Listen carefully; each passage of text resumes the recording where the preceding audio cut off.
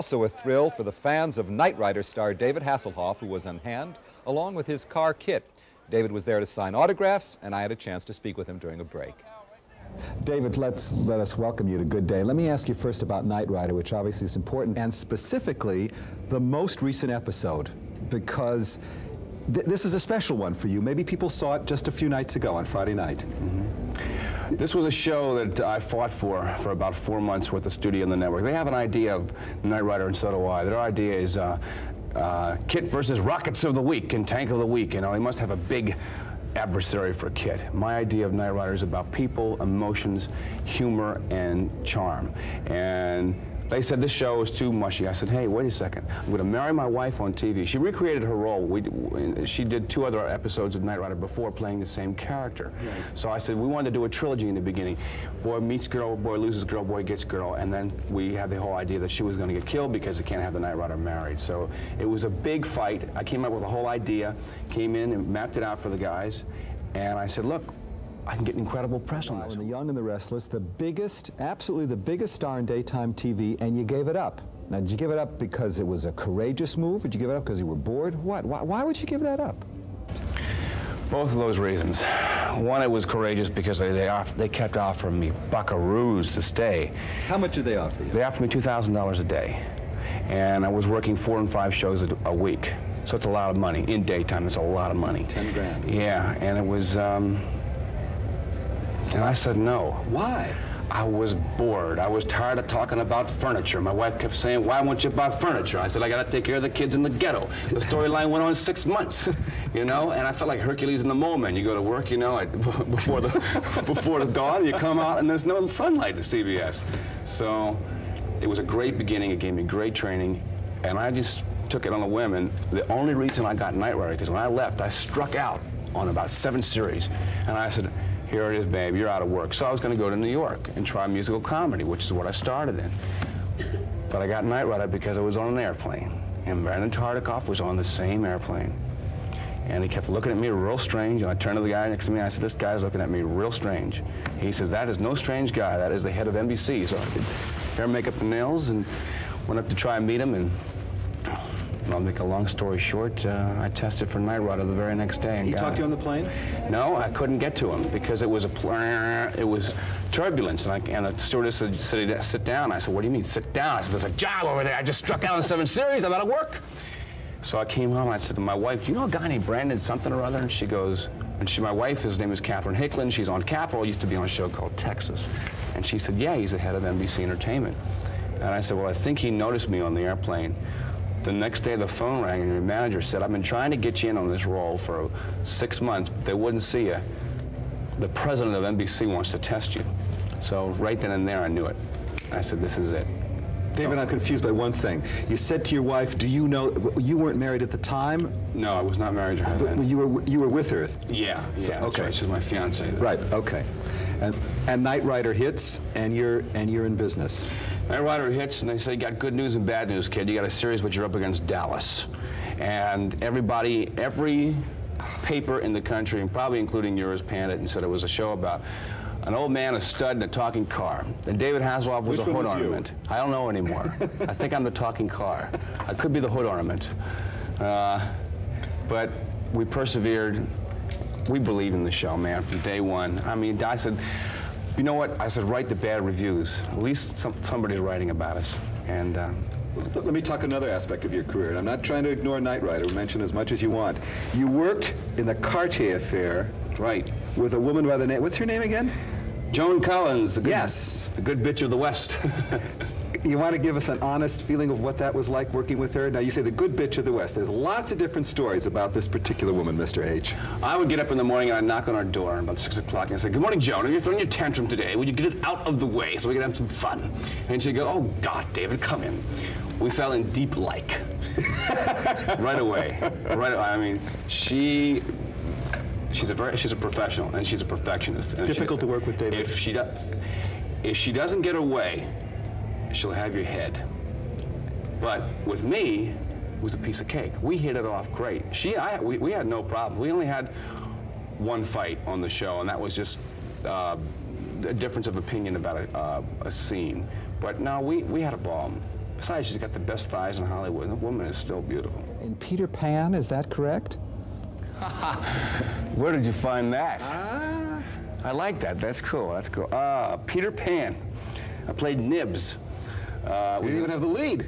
I didn't get the lead. I was in Atlanta, Georgia, and a place called the I can't remember the name of the theater. The Academy Theater in Buckhead. It's still there, as a matter of fact, in Atlanta, Georgia. And from that, we built a theater in a guy's basement. And there was about 20 kids, and we did plays, we paid royalties. It was a 24-seat house, and we were like... How old were you at this time? 13. 12 and 13. We produced them, directed them, musical comedies.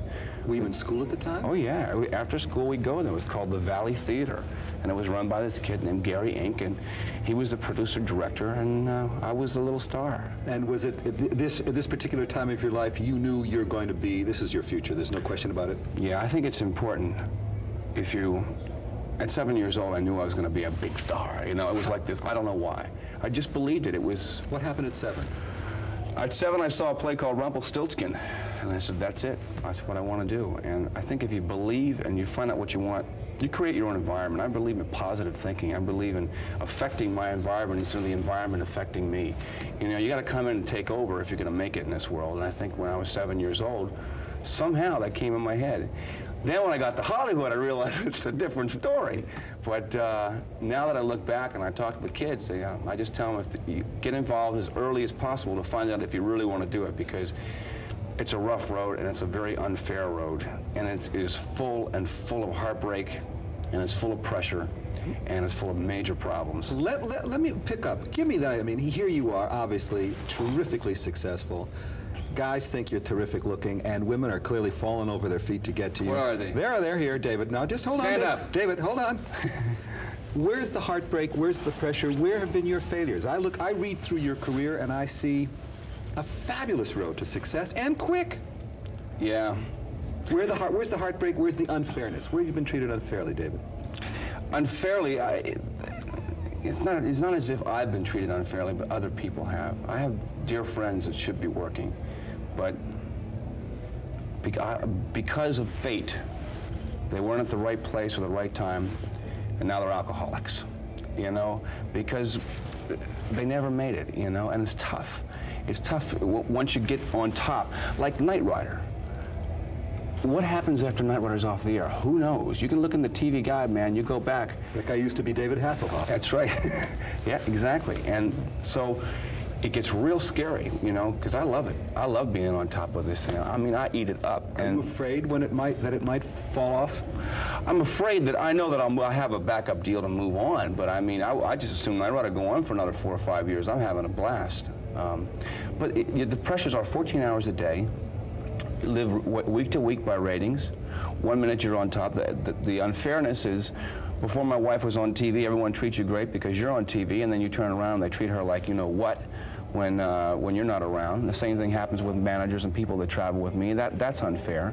It's difficult. You know, they say you change when you become successful, but what happens is everything else around you changes. All your friends change. You don't get a chance to see them anymore. So some people say, he's a big star, and I'm with me.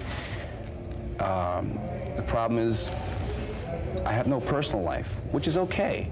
I mean, I see my wife maybe once a month. You know, I have to call her agent to find out when she's off. You know. Is that really true? Is that really true that you see your wife? I spent my vacation with my manager in Nassau. You know, and how wonderful. Where was your wife? Working on Capitol. I mean, you're literally seeing her a few nights a week, a month, or is that really true? The last time we had a day together was in Nassau on our vacation. We had 2 days, 3 days together, and then she split, and I stayed for a week. And what happens is she works, and then on weekends you've got car shows, or you've got publicity, or I have a racing team. We do a lot of work with terminally ill kids. You know, and we realized this going into it, but after a while, you know, you say, I've got to stop, or they're going to be holding a benefit from me.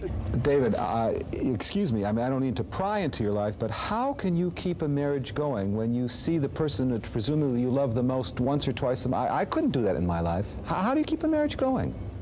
It's, we are each other's best friend.